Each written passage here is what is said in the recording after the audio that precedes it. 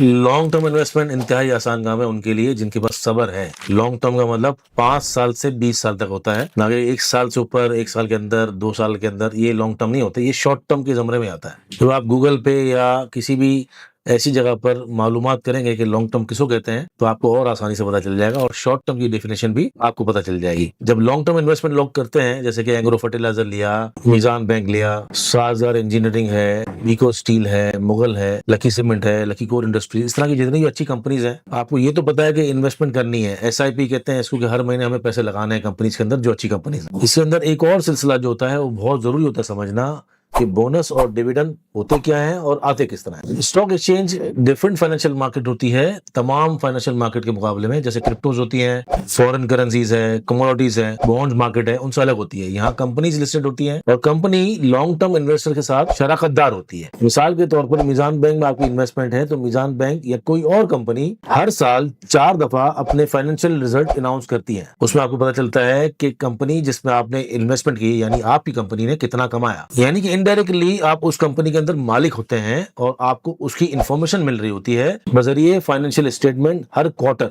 मीजान ने अपनी board meeting announce की सितंबर की क्लोजिंग के रिजल्ट के लिए। जाहिर बात है सितंबर की क्लोजिंग का मतलब है बोर्ड मीटिंग अक्टूबर या नवंबर के दरमियान में होगी। जब कंपनी बोर्ड मीटिंग के अंदर अपने रिजल्ट अनाउंस करती है तो अगर कंपनी आपकी कमाती है तो साथ साथ बोनस या डिविडेंड देती है, जो आपको अगर शेयर्स की सूरत में है तो आपके ट्रेडिंग अकाउंट में शेयर्स की सूरत में आपके पास आ जाएंगे, और अगर आपको डिविडेंड देती है कंपनी तो वो आपके बैंक अकाउंट में आ जाएगा। ये जो पूरा सफर होता है बोनस और डिविडेंड का, उसके अंदर एक्स डेट होती है, यानी एक पर्टिकुलर डेट से पहले आपके पास वो स्टॉक होना चाहिए और उस पर्टिकुलर डेट के बाद आप उसको बेचना चाहें तो बेच सकते हैं, तो आपको डिविडेंड और बोनस मिलेगा, जिसको कहते हैं एक्स डेट। और एक्स होने के 15 दिन के बाद तकरीबन डिविडेंड या बोनस आपके अकाउंट्स में आ जाते हैं। लॉन्ग टर्म इन्वेस्टमेंट में डिविडेंड और बोनस कंपाउंडिंग, असल मानों में जो कंपाउंडिंग होती है उसका बेस्ट सोर्स होते हैं। इसीलिए कंपनीज को लेना, अच्छी कंपनीज को लेना, उनको होल्ड करना और लंबे टाइम तक होल्ड करना, उसको ही कहते हैं लॉन्ग टर्म इन्वेस्टिंग। उसी के अंदर आपको बोनस डिविडेंड आते रहते हैं, जिससे आप तो री इन्वेस्ट करके अपनी कंपाउंडिंग को बढ़ा सकते हैं। उसी पैसे को, यानी प्रॉफिट को, डिविडेंड बोनस को बेच के, शेयर्स को या कैश को यूटिलाइज करके आप इंजॉय भी कर सकते हैं उस प्रॉफिट को। सुफियान, किसी भी कंपनी का मुझे जानना हो कि डिविडेंड कब आएगा, रिजल्ट कब आएगा, बोनस कब आएगा, तो वो मैं कहाँ से जान सकता हूँ?